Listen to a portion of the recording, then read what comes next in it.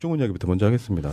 일단 임명에 대한 얘기를 하기 이전에 그 후보자들을 놓고 문재인 대통령이 직접 기자들 앞에서 일일이 소개를 하면서 이 사람들이 앞으로 이걸 이끌어 나갈 사람입니다. 질문하세요라고 딱 던져주고 나니까 기자들이 그런 경우가 없었잖아. 대한민국 역사상 처음이래. 대통령이 직접 인선자들을 소개를 하고 그 기자들이 준비가 안 돼 있어가지고 제대로 된 질문을 못 하는 거야. 특히 서훈 그 국정원장 내정자 같은 경우에는 스스로 물어보더라고. 나한테 질문 좀 하세요. 앞으로는 제가 공식적으로 이런 자리에서 뭐 얘기해 드릴 수 있는 입장이 아니니까 물어보시라니까 하는데도 불구하고 청와대에 출입하는 출입 기자들이 그동안 얼마나 주는 대로 받아 쓰고 있는 대로 그 수동적으로 일을 해왔으면 갑자기 바뀐 시스템에 적응을 못하는 대표적인 적폐 중에 하나죠. 대통령하고 기억납니까? 옛날에 MBN 기자 여자 기자 대통령한테 뭐 빨다가 뭐 이상한 소리 해가지고 욕 바가지로 쳐먹던 기자도 하나 있었고요. K모 기자라고 기억나는데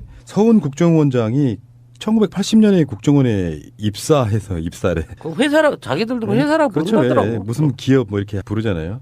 2008년 약 10여 년 전에 퇴직했어요. 28년 정도, 30년 가까이 국정원에 근무했던 사람이고 국정원 개혁을 하려고 하면 조국 교수 같은 경우는 검찰 개혁이 목적으로 임명됐다고는 하지만 검찰에 들어가서 개혁할 대상이 아니고 청와대에서 개혁을 지원해주는 역할을 하는 거거든요. 근데 국정원 출신을 임명할 수밖에 없는 거는 다른 조직하고 또 달라서 국정원 조직은 모르잖아요, 사람들이. 그러니까 그 출신만들만이 아는 개혁에 이런 사람들도 그냥 어느 날 갑자기 너 국정원장 해? 그러면 할게요. 이런 게 아니고요. 어떻게 개혁할 것인지를 굉장히 오랜 시간 동안 연구를 해왔을 거예요. 근데 그 개혁의 요지는 뭐 어떻게 보면 단 하나인데 국내 정치에 개입하지 말라는 겁니다.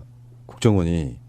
지금까지 국정원이 개입했던 사건들 우리가 지금 너무나 많은 이야기를 해가지고 최근에도 알파팀 같은 경우도 국정원이 직접 알파팀에게 활동비를 지급했다 이야기가 나오고 있는 거고요. 댓글 부대, 여론 조작하는 그런 팀들은 아예 없어질 수밖에 없는. 이게 이제 국정원이 앞으로 어떻게 개혁될 것인가를 직접 들어볼 수 있는 기회는 없기 때문에 뭐 예상은 그렇게 상식적인 선으로 넘어갈 수 있을 것 같습니다만은 이번 그 기자회견을 보면서 느낀 게 뭐냐면 외신 기자가 한 명도 없는 거야. 참석하는 사람이.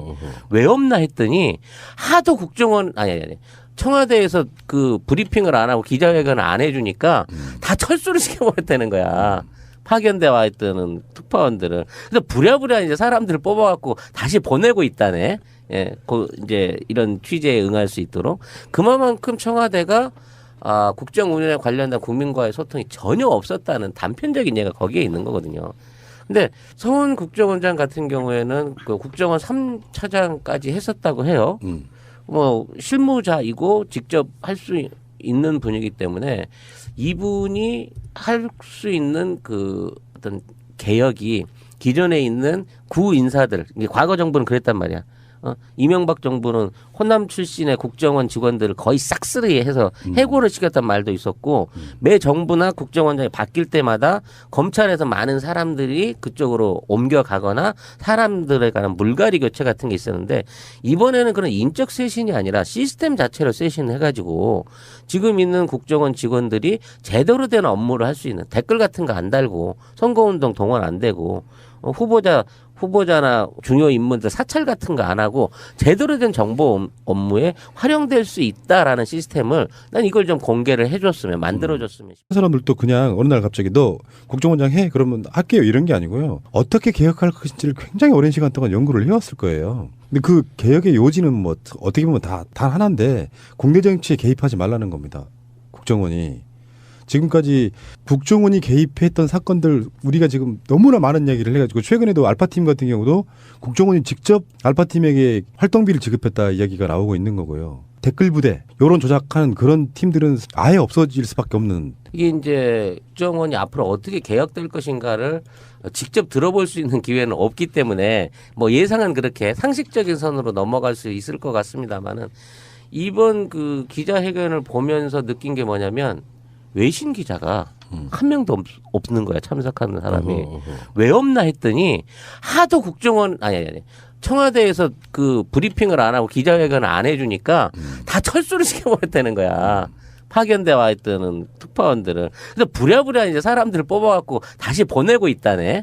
예, 이제 이런 취재에 응할 수 있도록 그만하세요. 앞으로는 제가 공식적으로 이런 자리에서 뭐 얘기해 드릴 수 있는 입장이 아니니까 물어보시라니까 하는데도 불구하고 청와대에 출입하는 출입 기자들이 그동안 얼마나 주는 대로 받아 쓰고 있는 대로 그 수동적으로 일을 해왔으면 갑자기 바뀐 시스템에 적응을 못하는 대표적인 적폐 중에 하나죠. 대통령하고 기억납니까? 옛날에 MBN 기자, 여자 기자 대통령한테 뭐 빨다가 뭐 이상한 소리 해가지고 욕 바가지로 쳐먹던 기자도 하나 있었고요. K모 기자라고 기억나는데 서훈 국정원장이 1980년에 국정원 이야기부터 먼저 하겠습니다.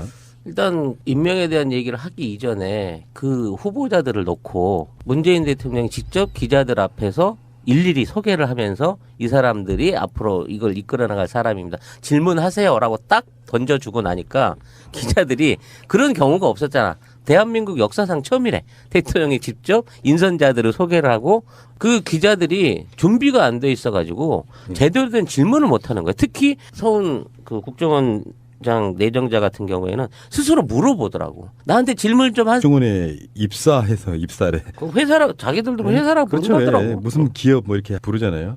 2008년 약 10여 년 전에 퇴직했어요. 28년 정도 30년 가까이 국정원에 근무했던 사람이고 국정원 개혁을 하려고 하면 조국 교수 같은 경우는 검찰 개혁이 목적으로 임명됐다고는 하지만 검찰에 들어가서 개혁할 대상이 아니고 청와대에서 개혁을 지원해주는 역할을 하는 거거든요. 근데 국정원 출신을 임명할 수밖에 없는 거는 다른 조직하고 또 달라서 국정원 조직은 모르잖아요, 사람들이. 그러니까 그 출신만들만이 아는 개혁에 이런